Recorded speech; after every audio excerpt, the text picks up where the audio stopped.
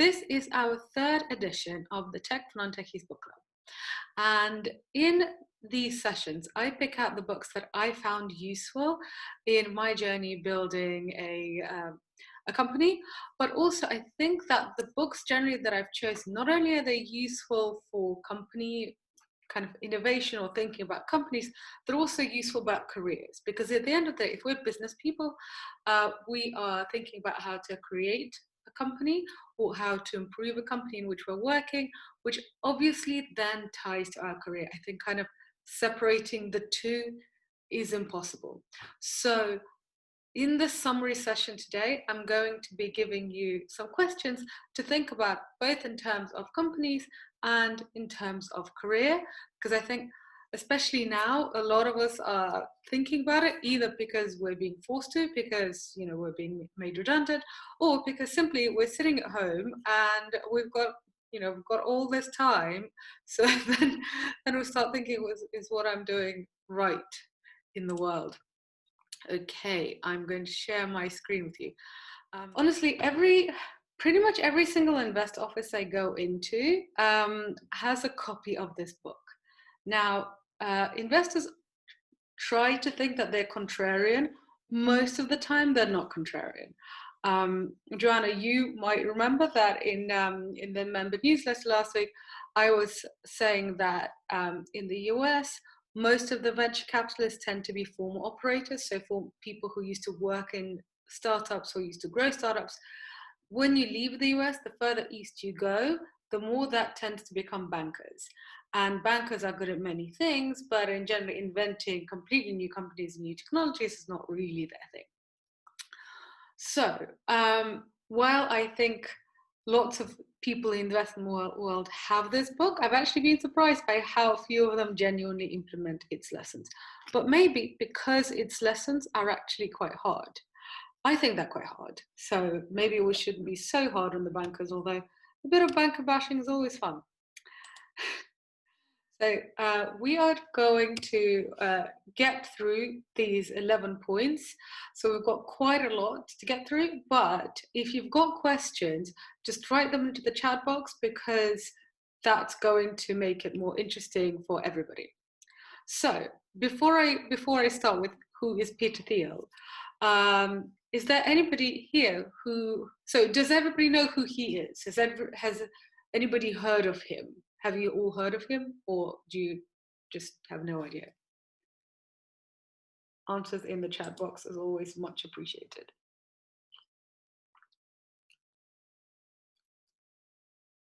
I mean, I think he's pretty famous, but I'm in the tech world, so, tech nerds are not always famous, even if they are billionaires. Okay, Peter Thiel is, according to Forbes, worth about $2.2 billion. That's billion with a B. He is the co-founder of PayPal, which all of us are using.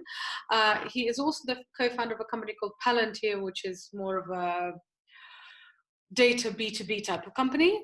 He is also an investor through his fund called the Founders Fund. And he was one of the earliest investors in Facebook and actually owned about 10% of Facebook when he first came in. So he was a big influence there. And the book, his book 0 to 1, also talks a lot, mentions Facebook quite a lot, because obviously he's been involved in its growth. He is not one of my favorite tech people, but he is really smart and worth listening to when it comes to some point. So he is definitely a controversial figure. Some of you might know about the Hulk Hogan lawsuit, where Hulk Hogan sued Gawker. I believe it was for defamation. Just look it up yourselves. But essentially, there was a lawsuit which eventually bankrupted this media company, which was backrolled by Peter Thiel. He has libertarian conservative views. He's been a Trump donor, although he's not sure if he's going to be funding Trump again. And he has published some very, very controversial views. So, especially politically, he is very controversial. But just because I don't particularly agree with every single thing that he says, especially when it comes to politics, it doesn't mean that I, as an innovator, that I don't want to listen to his points. So this is why I think a lot of the tech books, especially the ones that are written by Silicon Valley people, we need to take with some pinches of salt, because it's a very specific kind of place with with specific kinds of rules, and those rules, some rules apply if you're a white man with a Stanford education, whereas if you don't have, if you're not a white man who went to Stanford and live in Silicon Valley, maybe different rules might apply to you. But it doesn't mean that everything that those people say is rubbish. I personally don't think it is. I hope this makes sense. So this is the title of the book, and 0 to 1, and basically it means that inventing something new is different from innovation. So next time you see an innovation consultant from PwC talking to you about innovation, you could just shut them up with this phrase. It's easier to copy a model than to do something new. Doing what we already know how to do takes the world from 1 to n, adding more of something familiar. Every new creation, however, goes from 0 to 1. So what is this gobbledygook? Got a picture. So basically what he's saying is that, if the world is going forward, so if we're not going back to the dark ages, if the world is going forward, we're going to have progress. That progress, he charts it on kind of two ways that we can progress. Either we can progress horizontally, so we can expand country to country, so that's globalization, and that generally means that we're copying things. So, a few of you know that I'm Russian, and so there are a few Russian versions of the big tech companies that came out of the US. So there's a version of Facebook. Yes, it's slightly different, but essentially it's kind of the same thing. There's a version of Google. There's a version of Uber. You've seen that to some extent in China as well, although in China now, I personally think, taken over.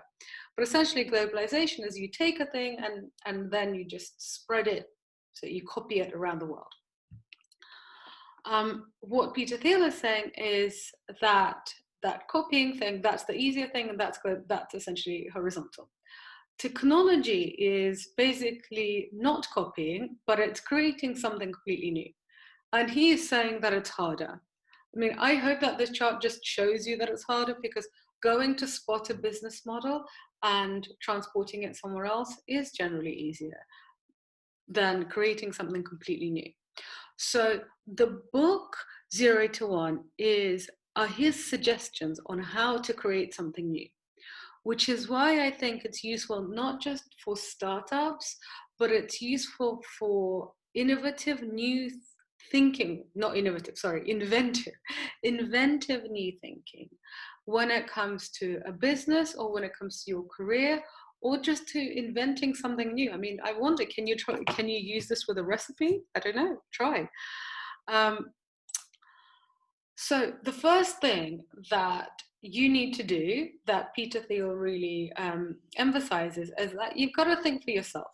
And I know we've got some University of Chicago people on here, and independent thought is something that's, really, really prized at the University of Chicago. And the University of Chicago says that they're not teaching us what to think, but they're teaching us how to think. In general, I was at University of Chicago for a part of my undergrad, and then for my graduate studies, and I definitely found that it was more of a place that taught me how to think, taught me how to be an independent thinker and create conclusions for myself, which honestly doesn't necessarily make your life easier, because then if you're a nonconformist, you might end up being this person. Does this person look happy? Sometimes they look happy, but also sometimes they're pretty lonely, right? Maybe it's actually easier in life to be one of those suited people. But anyway, that is a philosophical digression. So Peter Thiel poses some questions which I found to be quite useful to help you think about how to be more creative, how to be more inventive. So I just want to know if does anybody want to take one of these questions and just run through some ideas. So, what important truth do very few people agree with you on? So I can tell you, since you're watching Tech for Non-Techies, I can tell you that I believe that non-technical founders that know their users and that understand sales are actually much better at running, creating, and exiting technology businesses than developers who then became CEOs. I mean, that is an important truth that not many people agree on with me on, but it's growing. I think it's growing.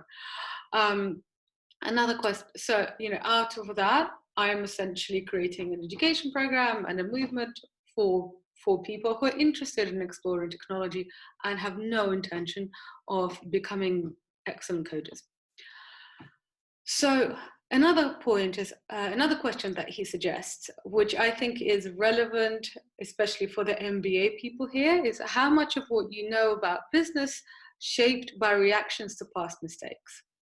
So, for example, business schools right now, so the one that I went to, and the business schools where I've been a guest teacher, they tend to emphasize economics and finance because they're essentially creating people to go, creating people, they're not creating people, they're creating professionals that are going to be working in banking and consultancy.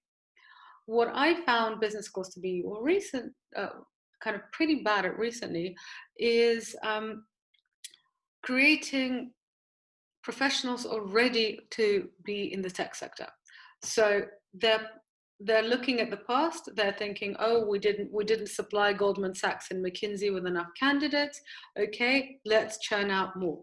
But actually, that's not where the value is. If you actually look at the stock market, the most valuable companies are technology companies, not the banks, not consultancy. So I think, as I've often told business schools, my opinion that I think their curriculum should be changed to look forward rather than look at their past mistakes. A question that I invite you all to think about, and if anybody wants to share some ideas on the last question, then just say yes in the chat box and I'll unmute you. But what is possible in this moment that won't be later? So, for example, Peter Thiel goes through when Tesla, I believe it was Tesla, was being founded by Elon Musk, who is a former colleague of Peter Thiel's, and they saw a window, Elon Musk saw a window of opportunity in government grants that were given towards green energy. He didn't think the bonanza was going to last, but essentially he got the application and the funding in that small window, which really helped his company grow. So that's one massive that's a big example, setting up a big company with US funding. But if we're then thinking really microcosmically, and we're just thinking about ourselves, this moment right now is really weird. I'm actually feeling that this moment is even more weird than when we met for our last book club in June, because I'm kind of feeling like everything is slowing down.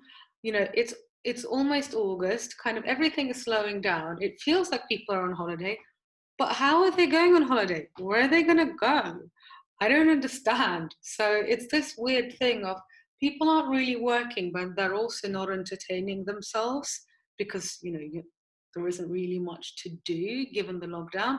So this is a very weird moment. And I actually think that this moment of this absolute limbo of not work and not vacation, this just non-moment, it's only going to last about a month. And so now I'm thinking, well, what's possible in this moment that won't be later? I don't yet have amazing answers for you, but it's just something that I'm thinking about. So essentially, seize the day. Seize the day, but what's the best way for you to seize the day? Okay, this is less controversial than it looks. So Peter Thiel advocates creating monopolies. So what he says is that competition is a bad thing. don't go into competitive environments. And if we actually look at our earlier points of, here we go, of technology versus globalization and horizontal versus vertical. So basically, horizontal, which is copying things that already work. That is innovation, that is incremental improvement, that is going from 1 to n. That is competition. And if you're competing, that means, for those of us who studied economics or might remember some of it, is if there's competition, then there's going to be kind of the moment that prices are rising, then more competition comes in. So basically prices fall. So we've got a ruthless price race to the bottom. So which means that investors are going to be getting small returns, and it's a hard business to be in because you're constantly trying to survive. And an example that I can think of here is supermarkets. Supermarkets have really small margins, and it's a really, really tough business to be in. And grocery in general, really small margins, tough business to be in. And only when you get to kind of the Whole Foods level, then you start getting differentiation. But when you're looking at a cheap lemon from one cheap supermarket is the same cheap lemon from another cheap supermarket. So it's a very tough business to be in. Then what Peter Thiel is talking about is create companies that don't have any competition. So those companies are going to have high margins because you don't have any choice. And if those companies have high margins, that means that they have money. And if they have money, that means they're not constantly worried about money. That means they can do other things. So maybe you can think even of a person, you can think of maybe, I know a few people who have sold their companies and now are kind of doing weird master's degrees in things that actually have no use whatsoever, but they've paid for everything. They can just go and study random things and travel around and, I don't know, do archaeology or something. So something interesting, but not something that's going to make them a lot of money because they've already got this money. An example here, I think, is Facebook. So I don't know if any of you have advertised on Facebook. I have. I continue to. I hate doing it, but it's so effective. It is the most effective thing. There's literally nothing more effective than Facebook to get in front of an audience. So it charges high margins. And because it charges high margins, it can do all sorts of things. It can have all sorts of training programs and food in their offices and all sorts of fun things that, my startup certainly can't. This is also, just very crudely speaking, if you're going to be the only, if you want to go to a singles bar to meet somebody, do you want to go to the place that has lots of other people who are also, say you are a cis man, so you're a straight man and you want to go to a singles bar and meet a lady? Would you go to a bar that has lots and lots of men? Or maybe the bar is not where you want to go at all. Maybe what you want to do is join the choir or join a salsa class, join something where actually you're probably going to be the only man. So where are your chances of getting, meeting a lady that you really like, that really impresses you? Probably where there aren't any men. So it's basically the same thing. Go to where you can be the only provider of the thing that you're going to be providing. So that basically means that you want to start small, because starting, how do you start a monopoly? How do you create something that is globally dominant? You don't start by globally dominant, you start very small. So for those of you who know the Facebook story, again, mentioned in Thiel's book, because he was an early investor, Facebook started as a network to just connect kids at Harvard. Then it expanded. I don't remember what the second university was. I think it was Yale, but essentially it expanded through the top universities in the US, then to Canada, and then the world over, and now, you know, people's grandmothers are on it. But dominate a small market and then gradually expand. And excuse me. Thiel says that you should gradually expand only once you've dominated the small niche. So don't think, oh, look, something is working a little bit. Here, it's all right.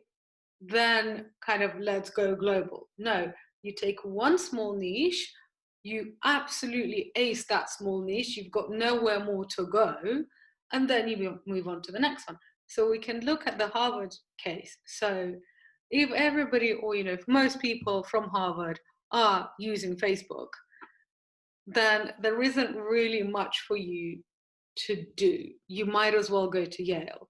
But if only 10%, or I don't know, if only a small section of the population is using Facebook at Harvard, then you should be focusing your efforts on increasing that number within that niche. Only when that niche is completely dominated do you want to go somewhere else. And it gives an example of expanding to very close, very adjacent niches. So Facebook didn't go, okay, we've dominated Harvard, now let's do the world. They basically replicate, I'm pretty sure it's Yale, you can contradict me and look it up, but they basically went to something that is very culturally similar to them, you know, to another Ivy League university. And then they replicated that process. So go as close as possible to the niche that you've dominated. The example that he gives, which I found memorable, is when PayPal was expanding via eBay. So you might know that PayPal first actually started growing through eBay users. And the first people on eBay were real hobbyists. So people who would collect something very specific and people who were really passionate about that particular thing. And there was a group of people who really loved collecting Beanie Babies. Does anybody remember what Beanie Babies are? I mean, even when I was of the Beanie Baby loving age, I never got them. I thought they were a bit weird, but anyway. Beanie Babies were these kind of dolls. And there were these people on eBay who really loved collecting these Beanie Babies. And so PayPal was focusing on making sure that every single Beanie Baby aficionado on eBay had it. Then one of the Beanie Baby crowd was using PayPal. Then they could move on to another niche collector group within eBay. They didn't just go like, oh, okay, let's just go to everybody. It was niche by niche by niche. So when you are thinking again about your career and being the go-to expert, because essentially a monopoly means being the go-to for something. So yeah, Facebook is not theoretically the only provider of advertising, but it is the go-to because there's really nothing that compares in terms of quality. So what can you do? What can you be? What can you provide where you are the go-to? And there's something that's called the halo effect. This is not from Peter Thiel's book, this is from somewhere else, but essentially the halo effect means that if you are seen as an expert in one field, it's much easier for you to then skip to another field and already have goodwill to start something. So if you've written one book on technology, it's going to be much easier for you to then have a good reception to a book about business, even though maybe you are a developer who's written a book about technology and you're not really a business person. So it's exactly the same thing. The same thing applies to you and your personal brand as it applies to companies. So this is going back to our bar example, that it's always good to avoid competition. Always avoid competition. So when you're expanding from your niche, craft a plan to expand to adjacent markets. Do not disrupt. Avoid competition as much as possible. And I just want to tattoo this on my brain because I don't know about you guys, but the words disruption and innovation just make me really annoyed, because generally the people who call themselves innovative disruptors are some of the most boring people in the world who have actually not created or invented anything new. They tend to work kind of at third-tier consultancies. And anyway, so this, I like this because I think, again, we can apply it to business, we can apply it to career, we can apply it to social situations, we can apply it to pretty much anything. And you can think about being the local best. So, for example, if you, I don't know, Oprah might be kind of the global best talk show host. Okay, so there's Oprah. She is amazing. That is a fact. But also, there's only one of her. She is far away. Apparently, she has a 5-mile driveway to one of her houses. So, it's just not easy to get to. And she's very busy. She's got all these things going on. And she's also extremely expensive. Imagine that you wanted to get Oprah to speak at one of your events. I mean, you're going to be mortgaging a lot of houses to get for that to happen. And also, she doesn't need your money. So even if you offered her an absolute fortune, she might say no. So in some ways, you can say that actually, even though she is the best talk show host, she's actually not competition. So who is going to be kind of the local competition? Who is locally available? Who is your local competition with whom you're realistically competing? So how can you create situations where you don't have any local competition?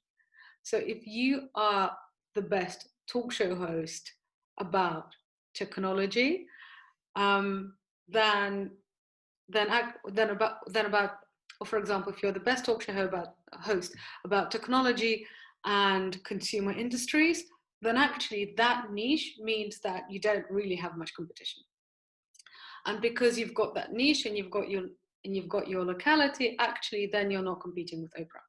So I hope that this makes sense, that actually you don't have to create something you don't have to begin with creating the best, the most amazing, the most global thing right from the start.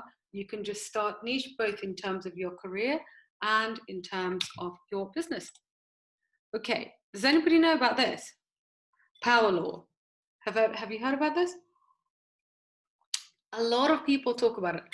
It is something that's actually from economics, but now a lot of people talk about it in terms of productivity, and I think it's a useful thing to think about.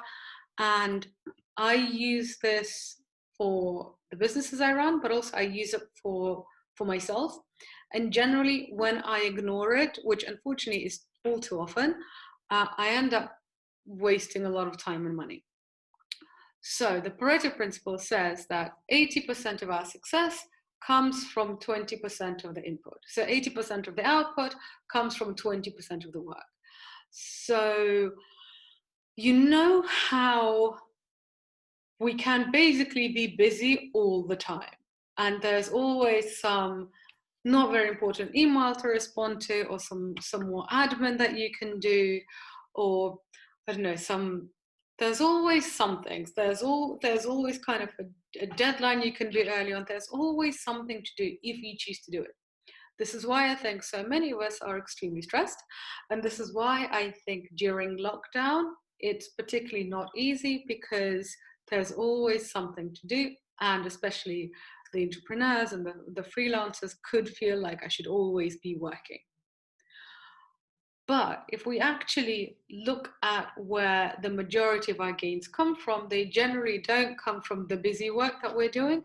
They come from a very small amount of the actual input. So what Peter Thiel suggests, but also now not just Peter Thiel, kind of the likes of productivity gurus like Tim Ferriss, is basically find out what that 20% is. So what is the thing that when you do it, exponentially good things happen? And will that skill be useful in the future? So, for example, like I can tell you that in general, most of my opportunities, whether that's to do with investment or partnerships or revenue, for me, they generally have come when I've been creating public content of some kind. So either a webinar series, or if I'm speaking at a conference, or if I'm writing for Forbes or doing the podcast.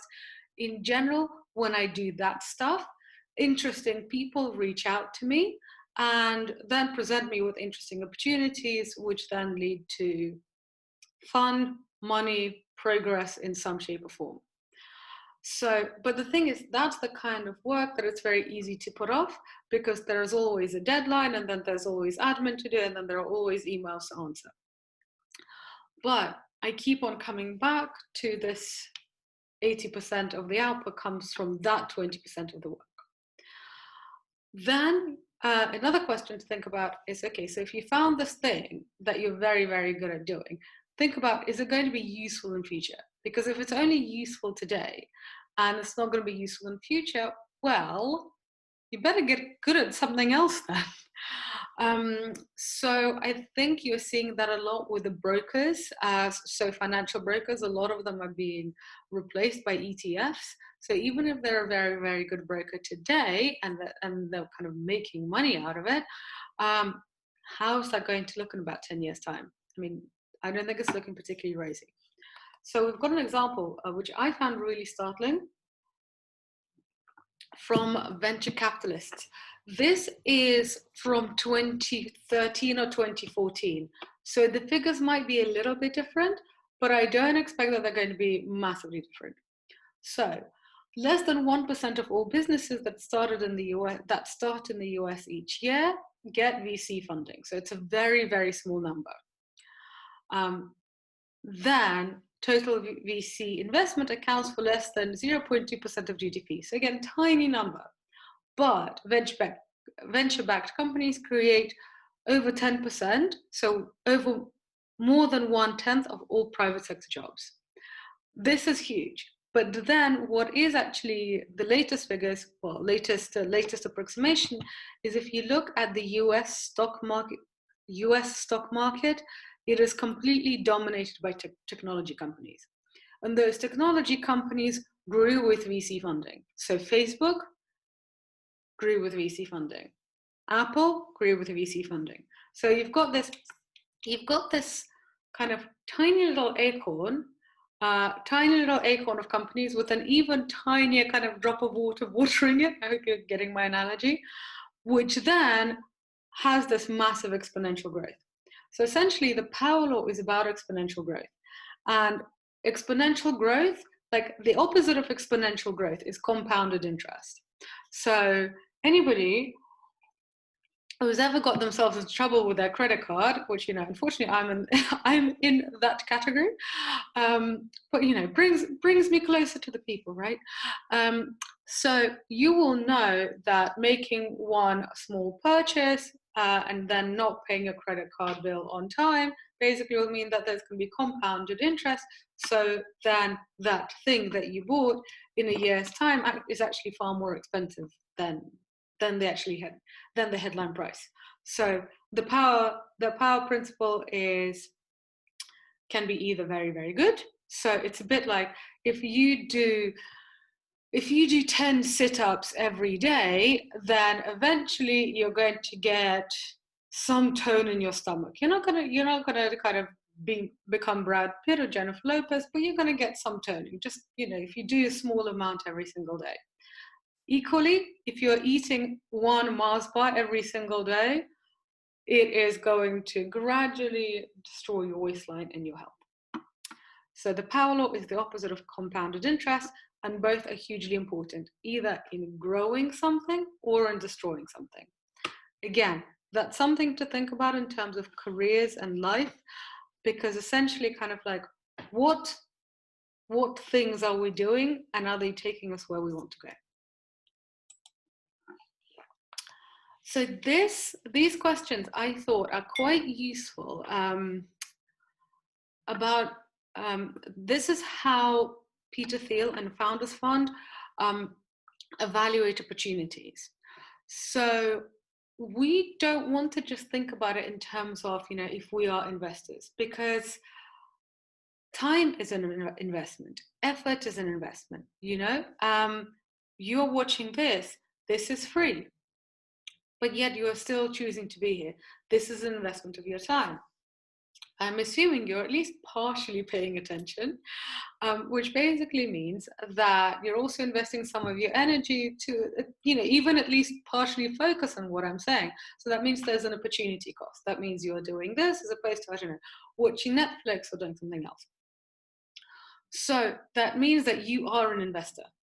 And you should be thinking like this. And Peter Thiel says this, and I completely agree. This is one of the points where we're totally aligned, that you should be thinking about this whether you are joining a company, whether you are even staying at a company, because that's your opportunity cost, or whether you're founding a company, or whether you're investing in a company. So it's just a good way to think about opportunities.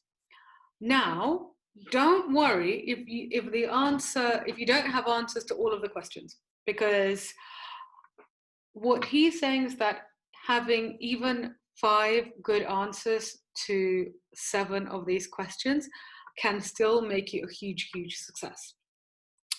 So let's go through them, and if you've got questions, if you've got examples, then I would love to know.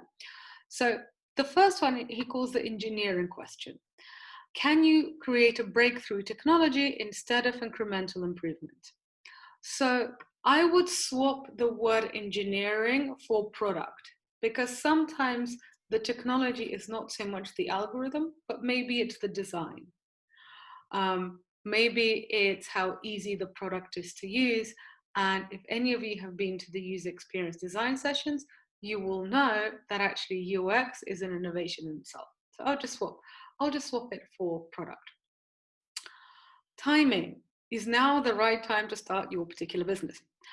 Given that we are sitting here in an uncertain economic climate, the timing is an interesting thing, because it has been proven over and over again that businesses that launch during a downturn tend to do very well. It's not a blanket rule, but if you're basically starting at a time when there are constrained resources, you're going to be much more scrappy, and you're going to be doing something for a real need.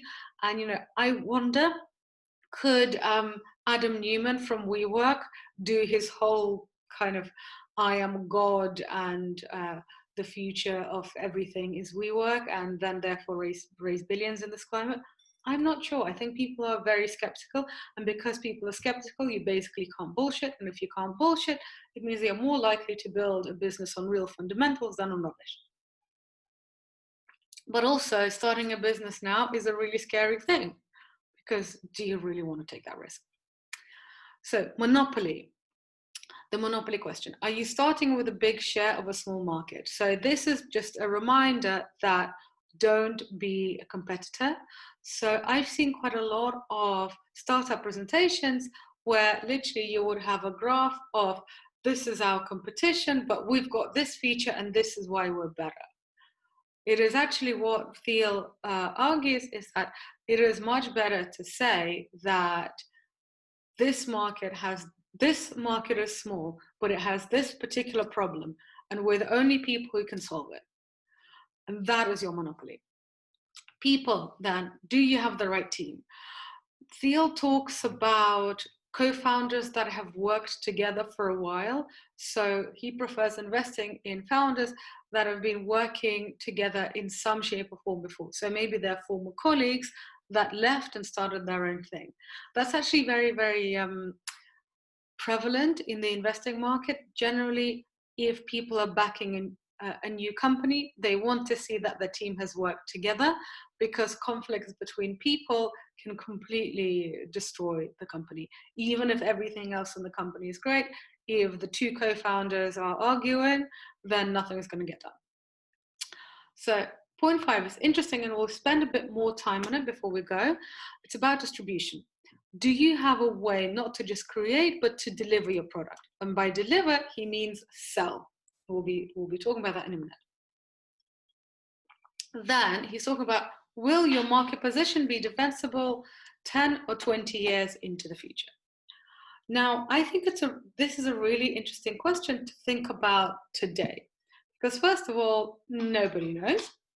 I mean, let's just be real about this. Nobody knows. The situation we're living in right now is an odd situation. I was not expecting to be here. I was hoping that I would be on holiday by now. But anyway, lots of us, most of us expected the world to be completely different right now than it is. So yes, think about the future. Think about the general trends, but can you predict a pandemic 10 years later? I'm not so sure. And number 7 is the secret question. Have you identified a unique opportunity that others don't see? And that's basically what we started with when we were talking about independent thinking. Because everybody is doing X. If everybody is doing X, there is really no opportunity there because that's competition. Have you seen something that other people don't see? Maybe everybody has taken a particular lesson and they just keep on going with it. So for example, going back to our bank and consultancy point, that in the 80s and in the 90s and to some point in the noughties, it was in banking and in consulting where you would get most money. So that's what MBAs wanted to do. So MBAs are still being trained for those fields, even though actually that's not so much where the biggest returns are.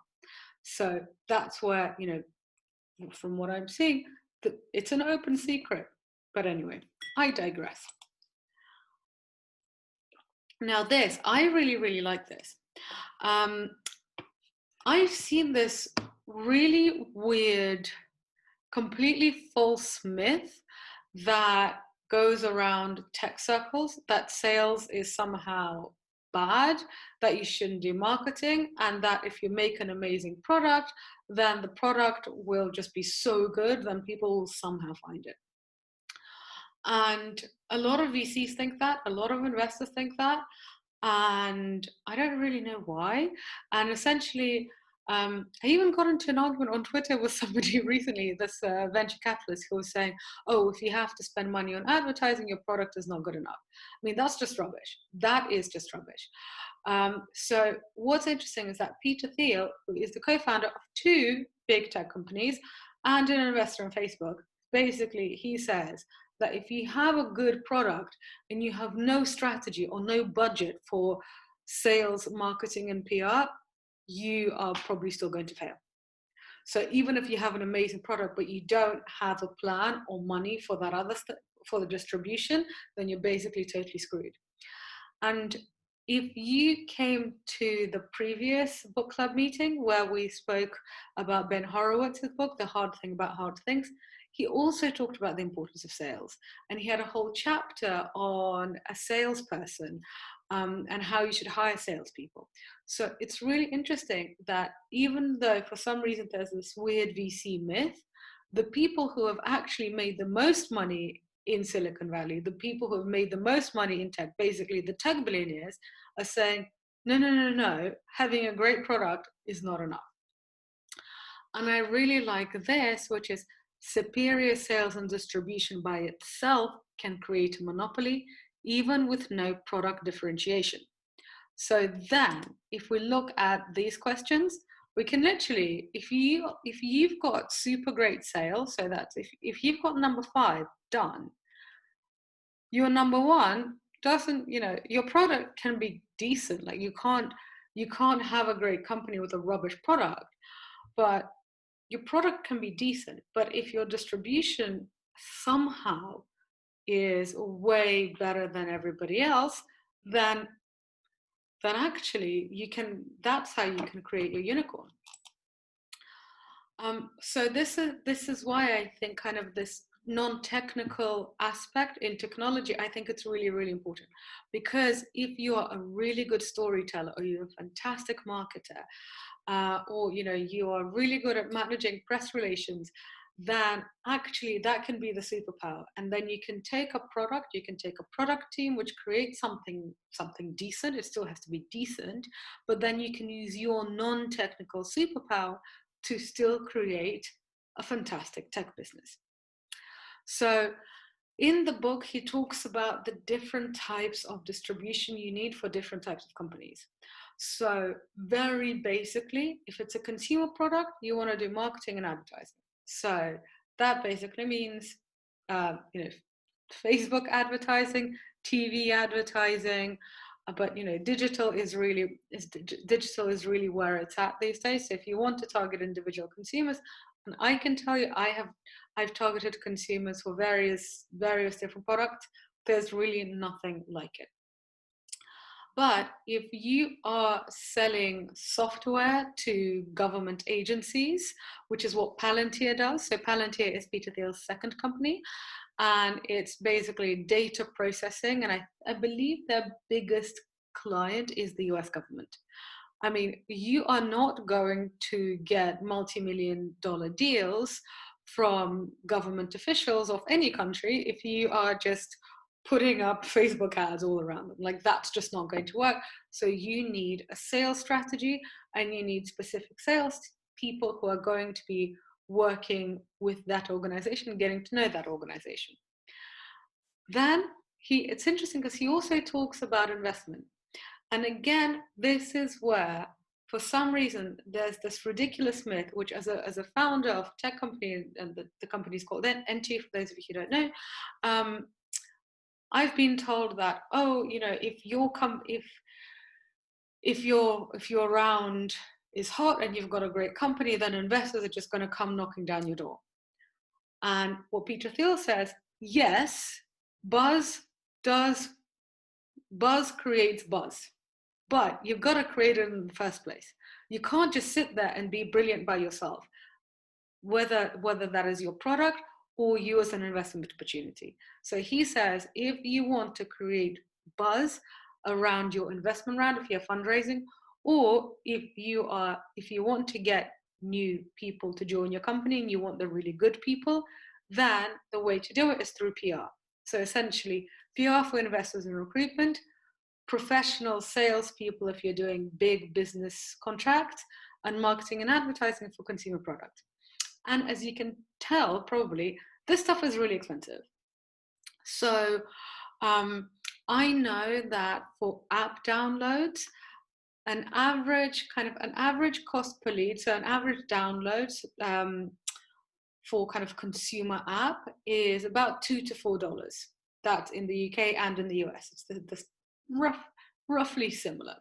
So that's quite a lot. Imagine if you want to get 10,000 people to use your product, and each one is $4. So that's $40,000 you need for a relatively small amount of people.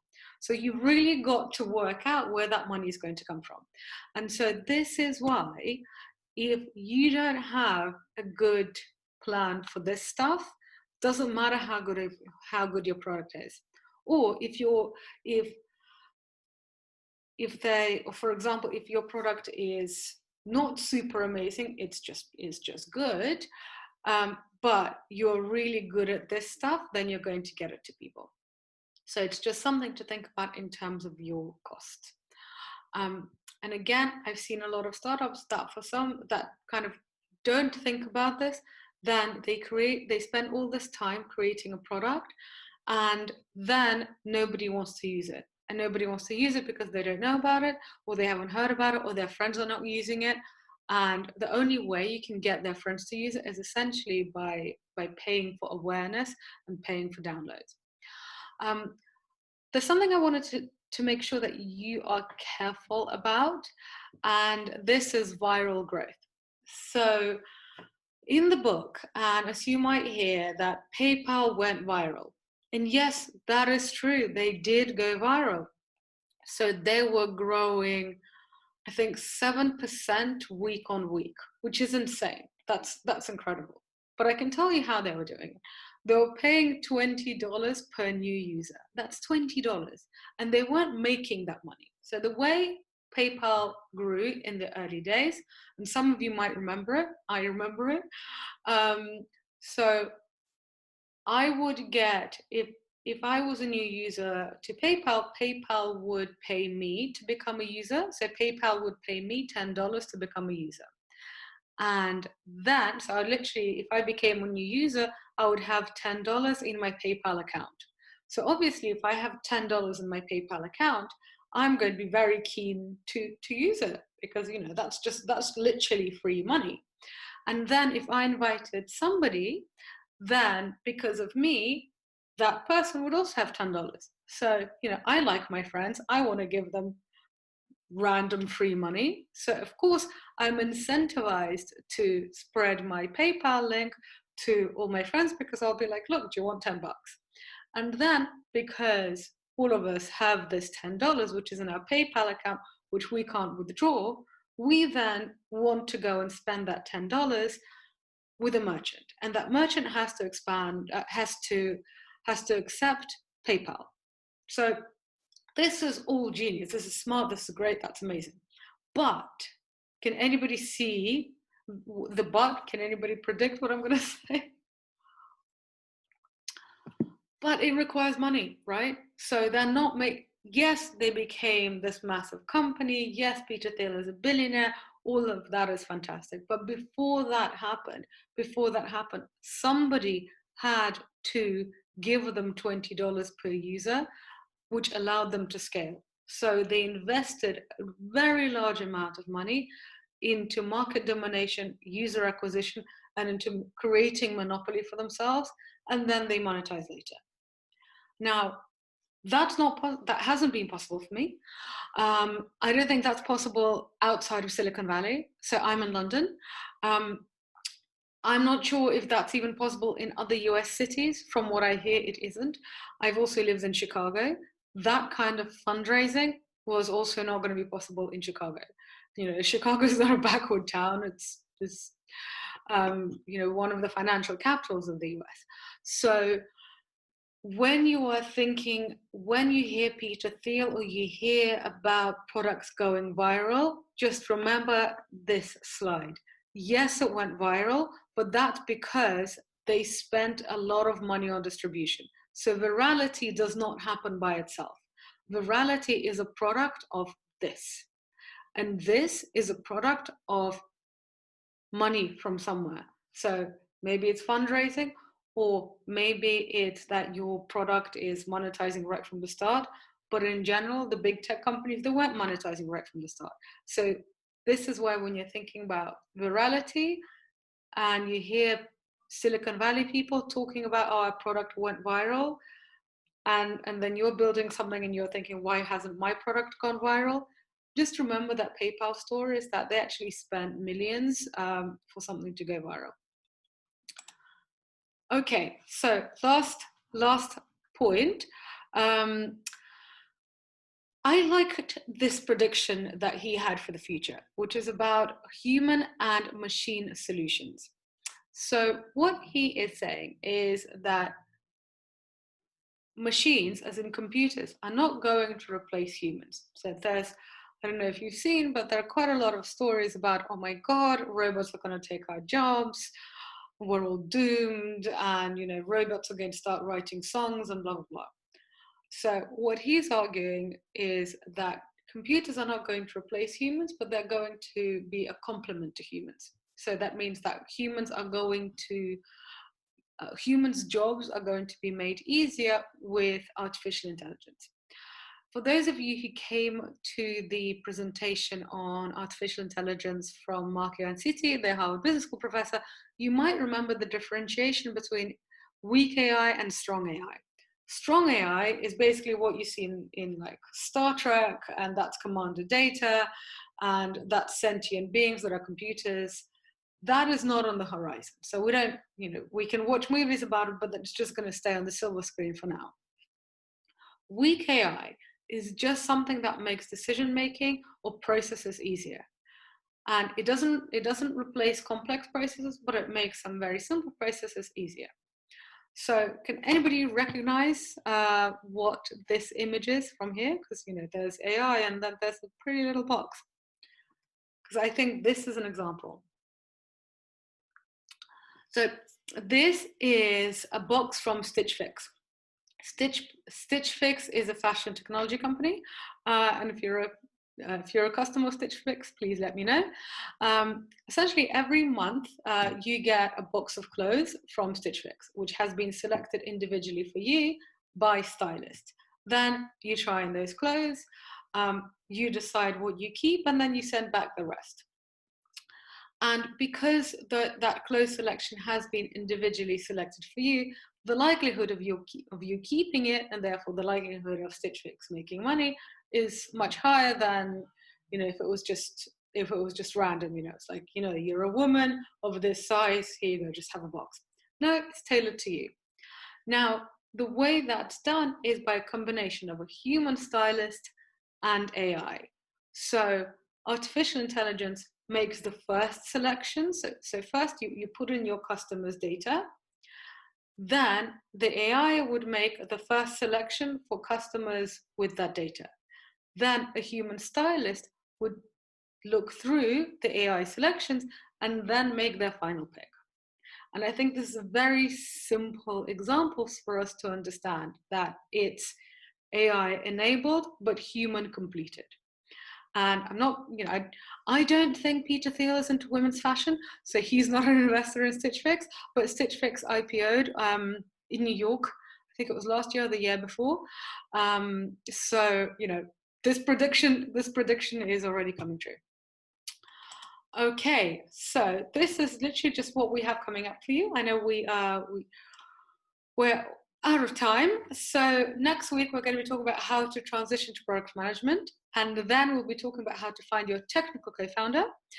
We will be doing our non-technical founders introduction to tech course again, but we'll be doing that in September. So watch the space. I'll tell you when that's going to be happening.